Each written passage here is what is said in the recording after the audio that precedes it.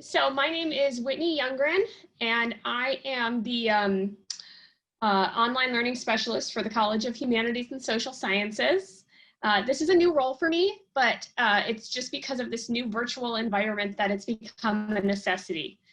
So prior to being the online learning specialist and currently, my other roles in the college are that I am the coordinator of the Humanities and Social Sciences fully online degree program. And then I'm also an online teacher and an online learner. In addition to that, I do data analysis and curricular design for the College of Humanities and Social Sciences. So today, what I'm hoping to do is to help you to get a little organized and to build a virtual schedule so that you can be successful in your semester. I know that this is a new platform for a lot of you being in either this online environment or this virtual environment. But I'm going to give you a couple of tips that are going to help you navigate this system and be successful. So I want to start off, and excuse me if I slip and say online instead of virtual, because I am also, just as we all are, new to this virtual way of learning versus a traditional online class. So to give a little bit of background on the difference, online classes are traditionally asynchronous classes. So those would be classes where you're provided with a syllabus and the work. You might get weekly announcements and assignments, but you're not meeting at one set place and time. In virtual courses, you could have those same asynchronous courses where you don't have a set meeting time, but you still have requirements that you have to complete, or you could have a synchronous course, which means that your instructor may have set out hours and times where you will meet together as a class and either have discussions or lectures, but you have that interaction that's the same time and the same virtual location. So just so you know a little bit about the difference between synchronous instruction, where you have a set time, and asynchronous, where you don't, because you're going to have to build your schedule to account for both of these ways of instruction. So virtual courses, whether they're asynchronous or synchronous courses, are going to take a lot of organization and a lot of time management. And I know that sometimes it can be daunting to really lay out how to get yourself organized, but that's what I'm here to help you do today. So I'm going to give you some tools to do that. We did have a workshop a couple of days ago. It might have even been last week and the week before. And we talked about some tips to get ready for the virtual semester. And I wanted to go over these tips pretty quickly. The first thing that we talked about was establishing your workspace.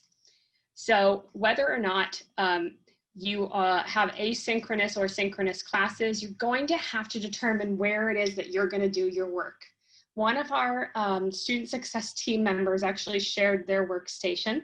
This is a picture of their workstation, which looks really organized and great. And then she panned to the right and you could see her piles of stuff that were unorganized, and a little bit of insight into the fact that not every element of her life was complete order. You have to carve out a space where you can work, and it might not be a perfect space. As you can see, I'm in my bedroom, and that was the space that I had to work with. And although it's not my ideal space, I said, what space do I have in my home that I can work with? And that's what I did. Set aside a space where you know that you'll be able to focus in and that you can be fairly distraction-free. The next step is set your expectations. And that's really what we're going to focus on today, is in order to set expectations for yourself and for others in your life, you have to understand exactly what the expectations are for you from your classes and from your instructors. So we're going to help you to get organized with that. Additionally, we want to make sure that you have the technology that you need. And I'm not just going to say, get technology and leave you hanging. I'll give you resources to connect with the university to get you the technology that you may need. And then number 4, and I'm going to touch on this really quickly, but Zoom etiquette. Whenever possible, make sure that you can turn on your camera. It's really great to be able to see faces when you're teaching, and, you know, any sort of class instruction doesn't need to be just the teacher having a conversation with the camera. I can see my camera, but now that you guys are turning on your videos, I can also see you. If you're not comfortable with your background, you can play with virtual backgrounds. So if you go to the little camera icon, it should be the second one from the left on your Zoom screen, you'll have the option, I think it says stop video underneath. There's an arrow that either points down or up depending upon where your control bar is. Click on that arrow and virtual background will be one of your options. And you can play with either a virtual background or a nice profile picture. I can tell you that even now, just seeing your faces as some of you pop on with your cameras, it's really great as an instructor or a workshop presenter, because then I can see what your thoughts are, see if you have anything you want to contribute, and so on. In addition to Zoom etiquette of turning on your camera, you want to do things like muting your microphone. All of you were automatically muted as you came into the meeting. That may not be the case for your classes. And if you were with us last spring, or if you were in college last spring, you may have gotten that initial blast of sound as you got on and people didn't have their microphones muted. If people have their microphones muted, it makes it much easier for you to hear the speaker. Now, of course, that doesn't mean that you shouldn't engage with your instructor or your class. You should definitely understand what your instructor's Zoom etiquette looks like. Do they prefer that you raise your hand icon when they're talking? Do they prefer that you raise your actual hand? Do they want you to give a thumbs up? Do they want you to just unmute and have a discussion? These are all great things to talk to your instructor about. Any sort of etiquette that they have for either their traditional classroom, once COVID is over and you may choose to go into a traditional classroom, or for their virtual classroom, should be listed in their syllabus. Now, as an instructor, I'm going to say this many times over. Read your syllabus. It's bolded, it's underlined, it might even be a different size font. That's for a reason. We spend a lot of time developing our syllabi and our courses in order to make sure that we can provide you with as much information as possible. So make sure that as soon as, and many of you have already had most of your first classes, as soon as you got that syllabus, you should have been reading it. And any questions that you had, normally an instructor has either a first class to answer them, or if this is an asynchronous course where you don't have an actual meeting, reach out to the instructor. Instructors are always happy to hear that you have read their syllabus and that you have questions. So I can tell you that as a Cal State Fullerton faculty member and as an alumni of an undergraduate and graduate program at Cal State Fullerton, I have felt nothing but support from my faculty members. They are here to help you be successful. Utilize them. They should all have office hours. Office hours are a great time to connect with your instructor, whether it be that you want to ask them questions about the syllabus, if you want to ask them questions about the course requirements, or if you just want to talk about something that was covered in class. This is a great resource. If you connect with your instructors now, they connect as mentors. If you're thinking about going to graduate school, they can offer letters of recommendation, and they can make your undergraduate experience much more fulfilling. So don't be afraid to attend the office hours. I also have office hours, and I'll post those at the end of the presentation so that you know how to connect with me. After you have read all of your syllabi, because we are focused on creating a virtual calendar or virtual master schedule in this workshop, I want you to gather all of your syllabi together. So the goal here is that we're going to create a calendar that provides for us one document that will show us everything that we have to do in any given week. And so in order to understand what you have to do for any week, you're going to need all of those syllabi. In your master calendar, you're going to include any readings that you need to do for the course. any meeting times. If you have a class that does not have a set meeting time, it is asynchronous. Think about when it is that you're going to be doing the work for the class. Even if you don't have, let's say, for example, a 11 a.m. to 12:45 class, you're still going to need to block off time in your schedule to work on the coursework. So make sure you account for that. And then also in your master's schedule, you're going to want to include all of your assignments. I'm going to show you a little snippet, and then I'll share my screen and show you a larger version of this calendar. So as an example, I took one of our classes, HSS 100, which is our first year experience class in humanities and social sciences. And I transferred that into a master's schedule and left room for other classes. This is in a Word document. If you would like me to share the template with you, I can do that. Our support coordinator, Robin, does have a copy of that she can make available for those who would like it. In your first column, list all your classes.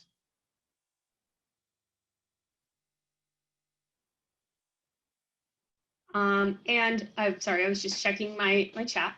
In your first column, list all your classes. So here I've given the example of HSS 100 because that's the class I was using as an example.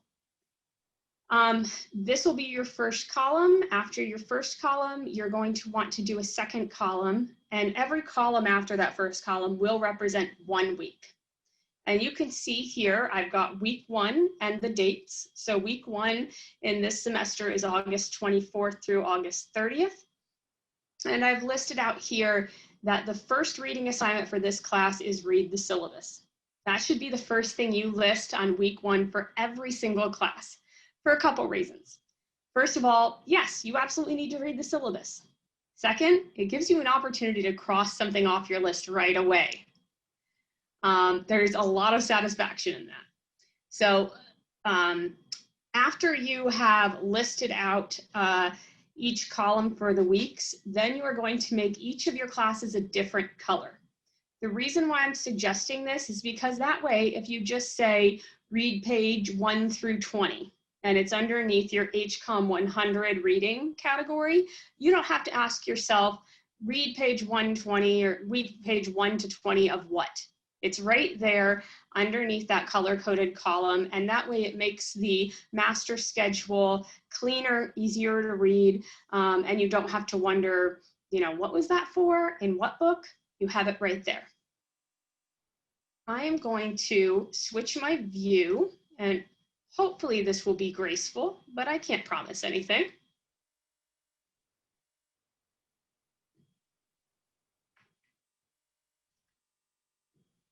And so, in just a second, you should be seeing a Word document.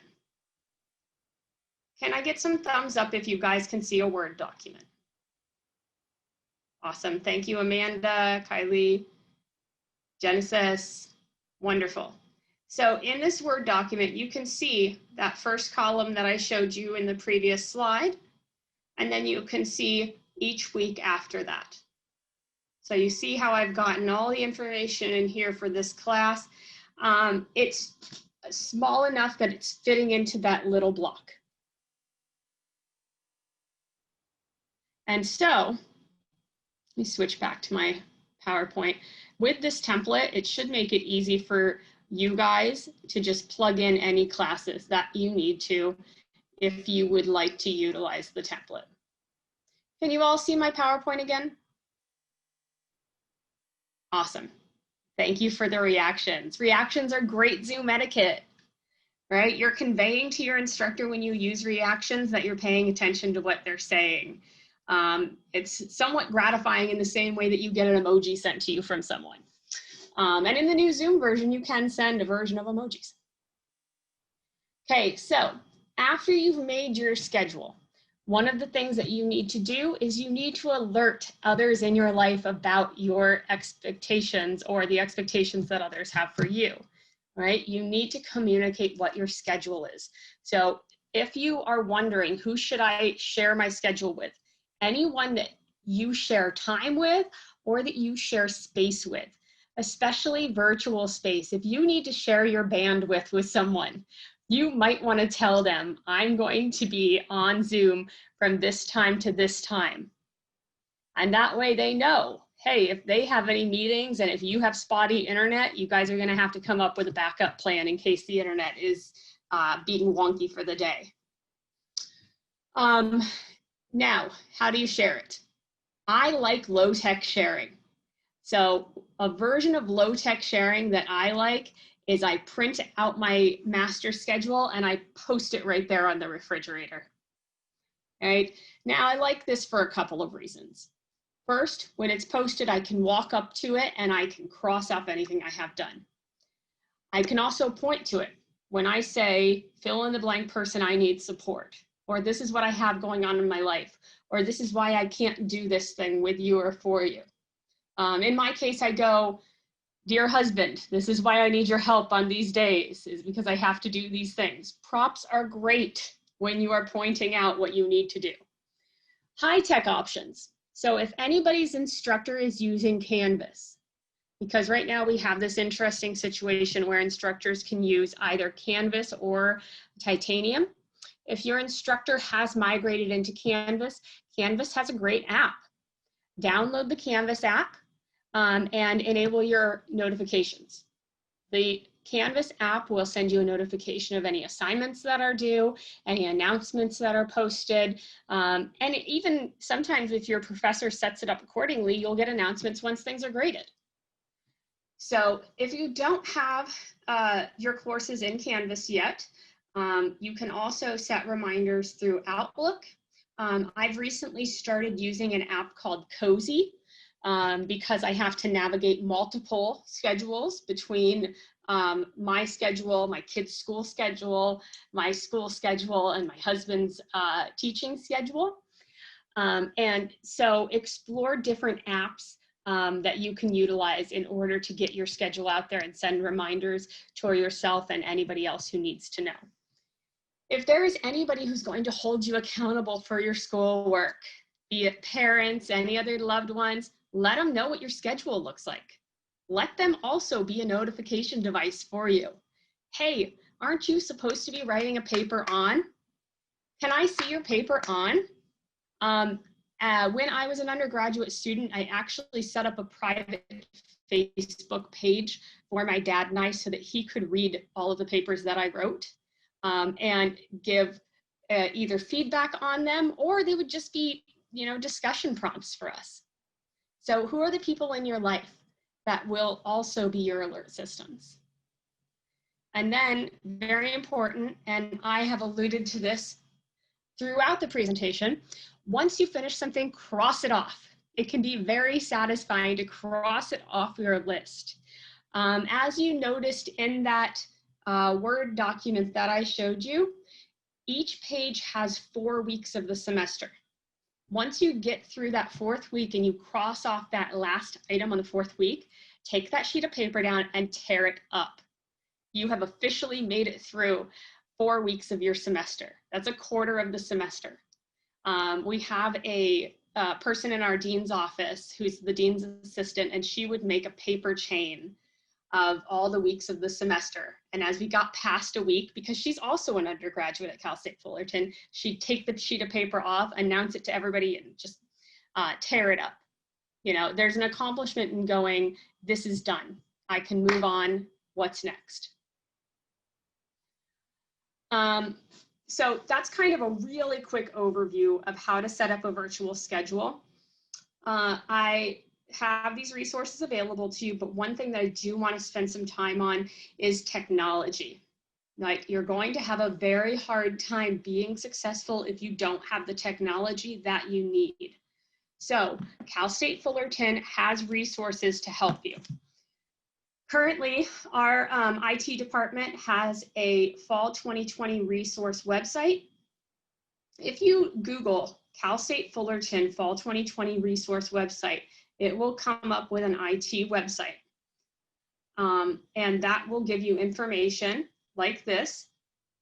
How do I contact the student IT help desk? For any technical concerns that you have, you can reach out to them They have an email, studentithelpdesk@fullerton.edu.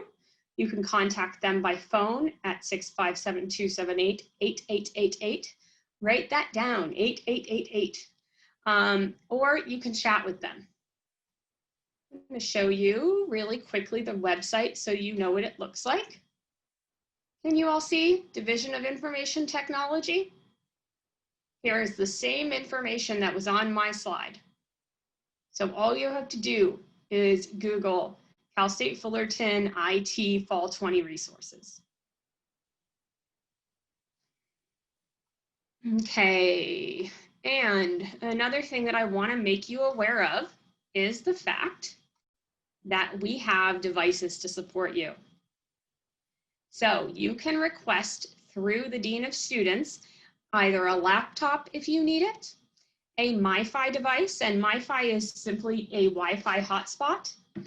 We have, excuse me one second. I feel like I should tell everybody it's not the COVID. At least I got some smiles, even though I can't hear you. We have MiFi hotspots, so those are Wi-Fi hotspots. We have webcams, then you'll have absolutely no reason to not turn on your camera. We have headsets, and then we went a little bit old school and they have mobile flip phones. So if you require any of this technology, reach out through the device request form on the Dean of Students website. Additionally, if you want additional support from me, if you're feeling like that was a great workshop, but I need a little bit more help setting up my virtual calendar, or I need help getting organized, or I'm not sure how to approach my instructor in a virtual environment, you can reach out to me. I have drop-in hours via Zoom, and those are Wednesday from 2 to 2:30 or Thursday from 11 to 11:30. The Zoom link for these should be on the Student Success Team website. Am I right in saying that, Robin? Sorry, I didn't hear what you said. I said the Zoom link for my drop-in hours should be on the HSS Student Success website. Is that correct? Yeah, and students should have received an email too with that information in it. Okay. So you should refer to your email with that or go to the Student Success Team website. And here is an email to contact our Student Success Team, hssuccessteam@fullerton.edu, or you can go to the website hss.fullerton.edu/Student Success Team, and if you follow the links through, you'll go to the Student Success Center page.